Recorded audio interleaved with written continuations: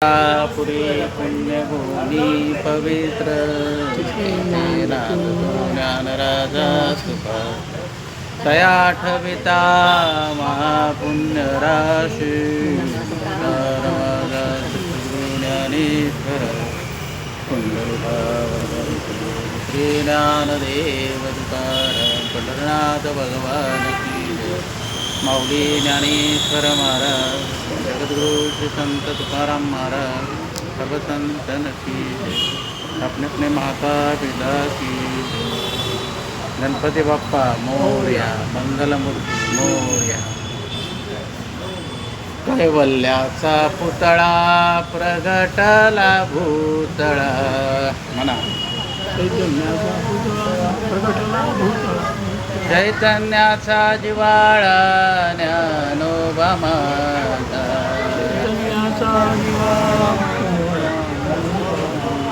साधकाचा माय बाप दरुशने हरे ताप.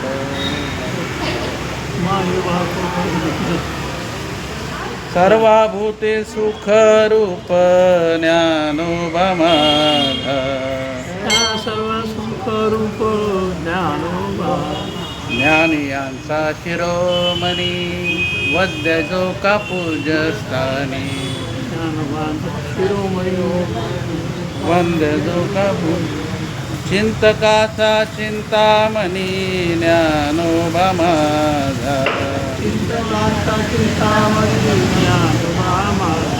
चालविली जड विंते हरली चांग याची भ्रांती.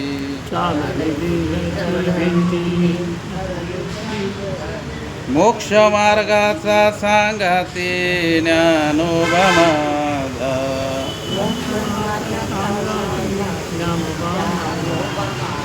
रेड्या मुखी वेद बोलविला गर्भद्विजांचा हरविला.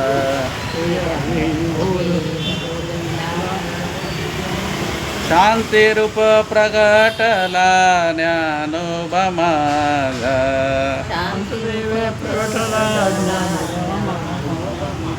ब्रह्म साम्राज्य दीपिका वर्णिली गीतेची टीका. विठोबाचा प्राण सखा ज्ञानोबा माझा. ज्ञान सखा ज्ञानोबा गुरु सेवे लागी जान शरण एका जनार्दन. त्रिलोक्याचे जीवन ज्ञानोबा माझा. त्रैलोक्याचे जीवन ज्ञानोबा माझा. साधकाचा माय बाप दरुशने हरे ताप. सर्वभूते सुख रूप ज्ञानोबा माझा.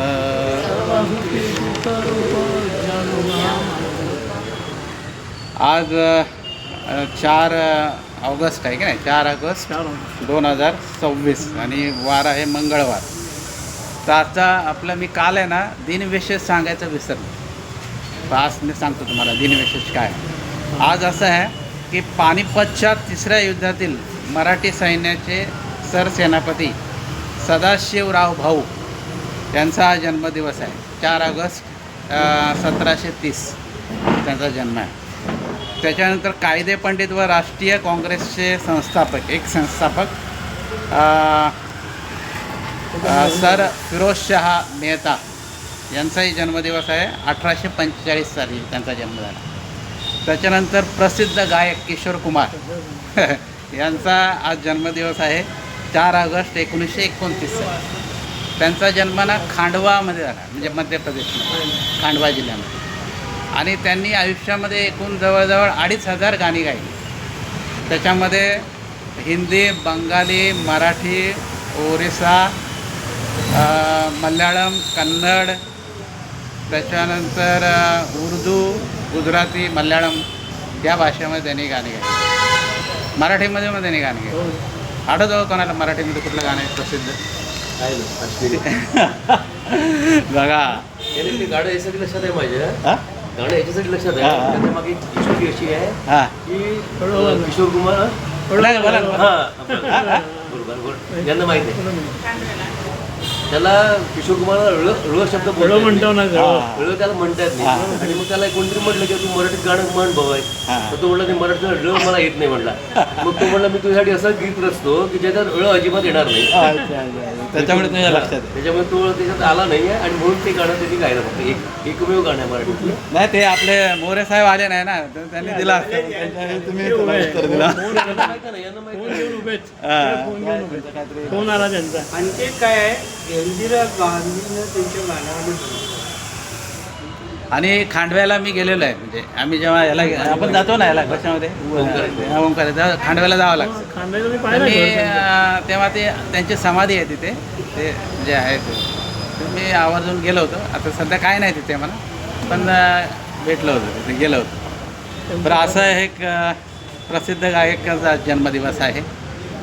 बघा मनुष्य जातो पण कीर्ती राहते.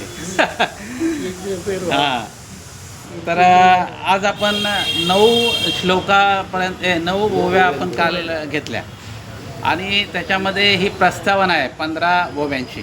त्यापैकी 9 ओव्या आपल्या झालेल्या आहेत आणि आम्ही आपल्याला कालच विषय झाला की कर्माचं रहस्य या अध्यायामध्ये भगवंत आपल्याला सांगतात.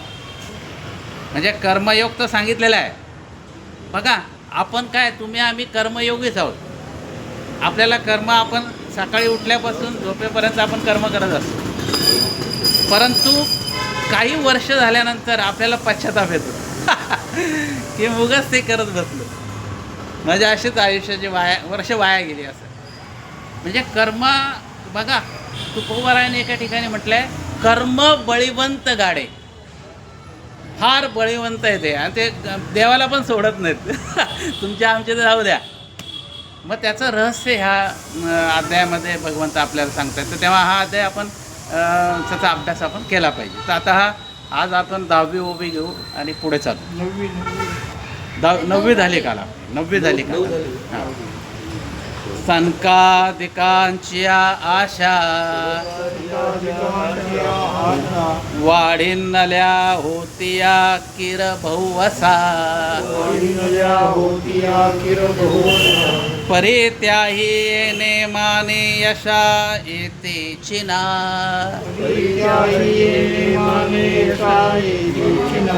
म्हणजे ज्ञानोबा इथे अर्जुनाचं महत्त्व किती आहे हे प्रगट करतात.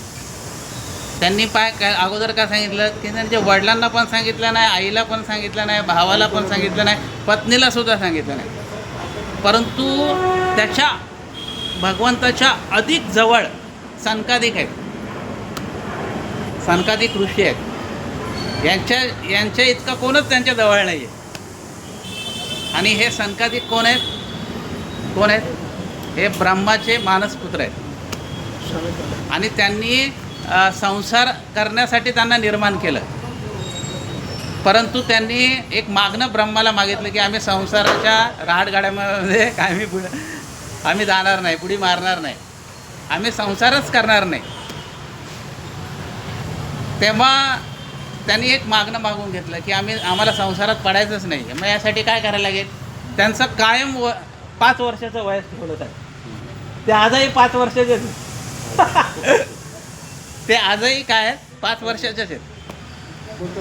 हो म्हणजे बालक अवस्थेमध्ये. आणि त्याला आपण असं म्हणू शकतो चतुर्ऋषी असं म्हणू शकतो. जसं 7 ऋषी आहेत तसे 4 ऋषी आहेत. यांची नावं आपल्याला माहिती पाहिजे. सांगाल का कोणी नावं? त्याचं नाव असं आहे बघा. पहिल्यांदा सनक. पहिले जे मोठे होते मोठे बालक ते सनक आहेत. त्याच्यानंतर आहे सनंदन, त्याच्यानंतर आहे सनातन आणि नंतर आहे सनतकुमार. म्हणून यांना सनकादिक असं म्हटलं. अधिक म्हणजे बाकीचे 3 सनकादिक. तुम्ही सनकादिक संत मनविता कृपावंत एवढा करा उपकार देवा सांगा नमस्कार असं तुकोबारा एका ठिकाणी म्हणतात. कारण ते देवाच्या नित्य जवळ आहेत. ते एकदा देवाकडे गेले असताना जय विजय जे द्वारपाल होते त्यांनी अडवलं. तर तेव्हा त्यांना काय दिला? शाप दिला. बघा 5 वर्षाचे बालक आहेत पण त्यांना क्रोध नाही आवरला. हे तर भक्तीचं मोठं हे. 5 वर्षाच्या मुलाला सुद्धा म्हणजे असं बघितल्यानंतर ज्ञानोबाराय आणि तुकोबाराय किती श्रेष्ठ आहेत याची आपल्याला कल्पना येते. ज्यांनी त्रास दिला त्यांच्यावरच परत त्यांनी उपकार केले, त्यांना कधी शाप दिला नाही. नाही तर अहो ज्ञानोबाराय नुसतं बघितलं असतं तरी ते जळले असते. पण त्याने असं केलं नाही. त्यांनी उलट काय केलं आहे, खळांची व्यंकटी सांडव आहे की नाही. पुढे बघा आता, म्हणजे आता ह्या सनकादिकांनी सुद्धा वाढवल्या आशा. कशा आशा की आम्हालाही देवाने विश्वरूप दाखवावं, आम्हालाही गुह्य ज्ञान सांगावं. परंतु देवांनी अतिजवळ असणाऱ्या सनकादिकांना सुद्धा ही गीता सांगितली नाही. ती गीता कोणाला सांगितली? अर्जुनाला सांगितली. म्हणजे किती हा अर्जुन श्रेष्ठ आहे बघा. पुढे बघा आता, या जगदीश्वराचे प्रेम एत दिसतसे निरुपम, कैसे पार्थायने सर्वोत्तम पुण्य केले.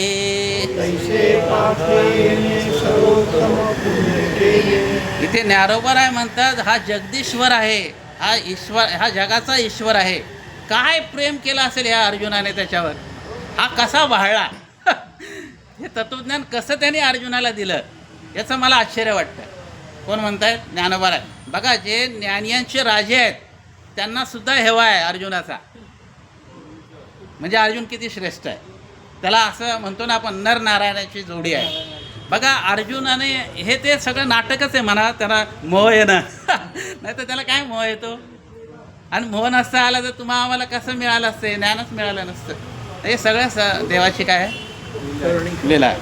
पुढे बघा आता, हो का. आणि निरुपम याचा अर्थ काय आहे? अद्वितीय. म्हणजे अर्जुन आणि कृष्णाचं प्रेम कसं आहे, त्याला उपमा देत आहेत. निरुपम म्हणजे उपमा देता येत नाही. आपण म्हणू अमृत कशासारखं आहे, तर अमृतासारखंच आहे. समुद्र केवढा आहे, समुद्र एवढाच आहे. म्हणजे समुद्र अशी काही म्हणजे वस्तू आहेत की त्याला उपमा देता येत नाही. पुढे बघा आता, हो का जयाचिया प्रीती, अमृत हा आला व्यक्ती, मद एकवंकियाची स्थिती आवडतू असे.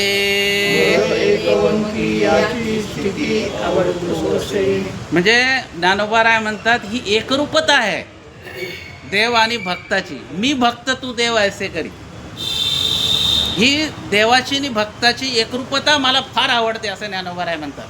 तर हे यांनी कसं काय केलं बाबा, तर याची ही जी म्हणजे वास्तविक पाहता हा कसा आहे, अमूर्त आहे. म्हणजे हा निराकार आहे. ह्या भगवंताला आकार नाही आहे, रूप नाही आहे, हा छाया नाही आहे, काहीच नाही आहे, निराकार आहे तो. परंतु अर्जुनासाठी काय केलं त्याने, आकार घेतला. अर्जुनासाठी त्याने जन्म घेतला आणि अर्जुनाला गीता सांगितली. आणि तुमच्या आम्हाला पण त्याला सांगायचंच होतं. त्याच्यामुळे हे घडलं कशामुळे, तर हे अर्जुनामुळे घडलं असं ज्ञानोबाराय म्हणतात. म्हणून मला ह्या अर्जुनाची स्थिती आवडते असं ज्ञानोबाराय म्हणतात. पुढे बघा आता, एरवी हा योगिया नाडळे. पाटील साहेब, नाडळे म्हणजे फसवणे. हा योग्यांना फसवतो. बघा, हा जो भगवंत आहे ना, तुमचं आमचं जाऊ द्यावं, आपल्याला कधीच तो हे करेल, पण तो योग्यांना सुद्धा फसवतो. आणि पुढे बघा, अनादि निष्कंप, वेदार्थासी नाकळे, जेत ध्यानाची डोळे पावतीची ना, डोळे पावती ना. आता हा कसा आहे, वेदाला सुद्धा कळाला नाही. म्हणजे असं म्हटलंय एका ठिकाणी निळोबारायांनी असं म्हटलंय की वेदासी बाई पुसू नका काही, त्याशी कळलेच नाही. जर का वेदाला नाही कळला तर तुम्ही आम्हाला काय कळणार आहे परमात्मा. तर असा हा जो परमात्मा आहे आणि त्याचं ध्यान करायचं म्हटलं तर वेगळंच ध्यान आपल्या याच्यात येतं.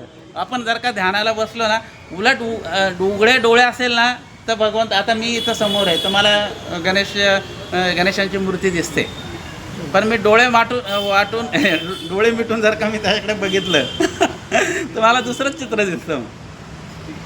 म्हणजे ध्यान करायचं म्हटलं तर तो ध्यानातही येत नाही, योग्यांना फसवतो, वेदाला कळत नाही, त्यात तुमच्या आमची काय व्यथा. म्हणून आपण त्याला काय पाहिजे, शरणागत केलं पाहिजे, गेलं पाहिजे, असं ज्ञानोबांचं मत आहे. पुढे बघा, तो हा निज स्वरूप अनादि निष्कंप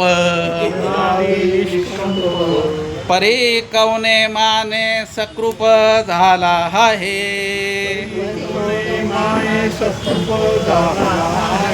म्हणजे तो कसा आहे, हा निज स्वरूप आहे. निज स्वरूप म्हणजे मायेच्या पलीकडचा आहे तो.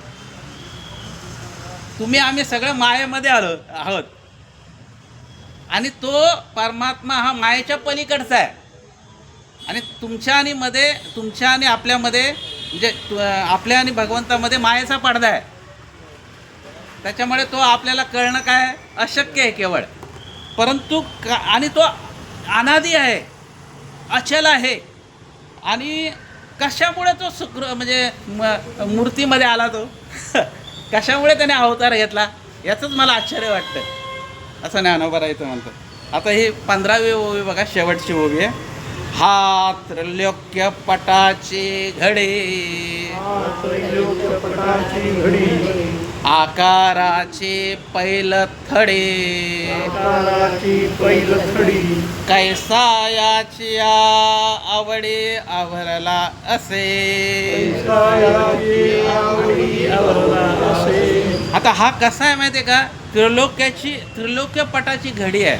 म्हणजे स्वर्ग पाताळ आणि पृथ्वी, स्वर्ग आणि पाताळ याची घडी याच्यामध्ये मावते. म्हणजे एवढं त्याचं ब्रह्मांड, म्हणजे त्याचं एवढं स्वरूप आहे.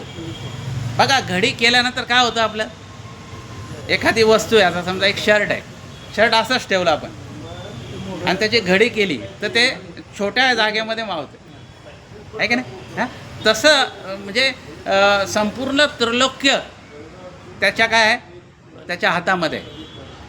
एवढा तो मोठा आहे. एवढा प्रभू भावे तेने संपुष्टी राहावे, असं एका ठिकाणी एक तर कोवराय म्हणतात.